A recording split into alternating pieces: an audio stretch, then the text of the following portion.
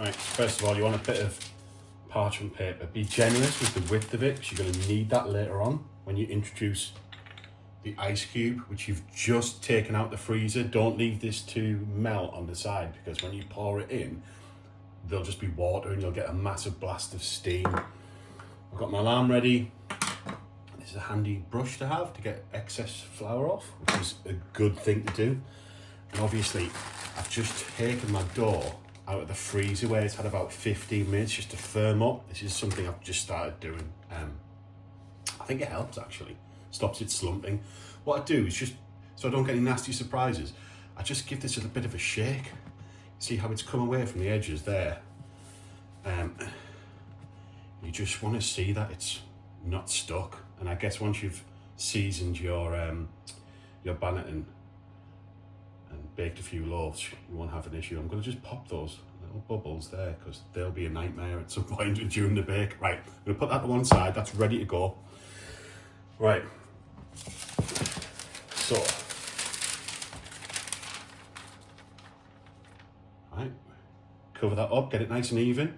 Just get it even so you've got space around the top and the bottom, because when you flip this over, that's what you're going to lift up to put the ice cube under, and you want to make a barrier between your dough and this parchment paper, and the ice, so that the ice doesn't melt directly onto the side of the dough. I mean, I've never actually done that, but I've got a feeling that it would make it stick. Right, so I'll just get my hand round both sides, right, and now I can just tip this over, and it's completely free. Right, okay. Even then, I've not done a great job here. So what I'm going to do is just kind of turn this around, and I'm going to make this side over here where I put the ice cube, so I'm just getting it in the right order, because when things are hot, I don't want to mess around. Right, so I normally brush off excess flour, but I just hardly have any. There's a bit of a slump on this side. You can push it back into the centre, but at the end of the day, I don't think it makes much difference. Right, so I'm going to score. So I tend to follow this line, but I don't do it on that line. I sort of kind of use it as a guide. I don't go down the middle. I just move it a bit to the right, maybe halfway between the centre and there. And I start, the key is to go deep. So I start right round the back, and I kind of bring it up. And I've actually gone at a decent speed there. I'm never brave enough to go super fast at the start, and I go along and I just make sure that score is open. And make sure it goes down. Like, don't just have it stop on the top, otherwise it won't have anything to open up. And I look at this is open. I did it at a bit of an angle, but if you do it at a really shallow angle, you get a really pronounced leaf. But it's ear, not leaf, ear. But it's so thin, I think it burns. So I kind of go about 45 degrees, maybe a little bit more shallow than that. Right.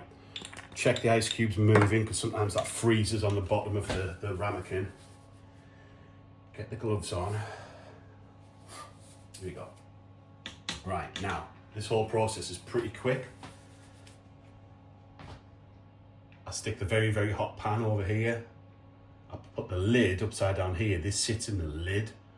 So I lift it up, put it in, lift up the parchment paper, pop the ice cube in. Then I don't mess around with it too much. I don't worry too much about where the parchment paper is or whether it's trapped, because you're just wasting time. Also, you kind of want to get the lid on and get it in without too much steam coming out and burning your hands, because it does go through these gloves. All right, here we go. Right, leave the door open in the oven. Hot as hell. Okay. Right. No messing. Just remember where the ice cube goes, because you kind of want to try and avoid. Right, so look, I've got a bit of room around this side. There it goes. Don't mess around, lid on. Right, now try not to handle it too much on this side, because there'll be steam coming out. Right. Okay, it's in the oven. That's it. Done.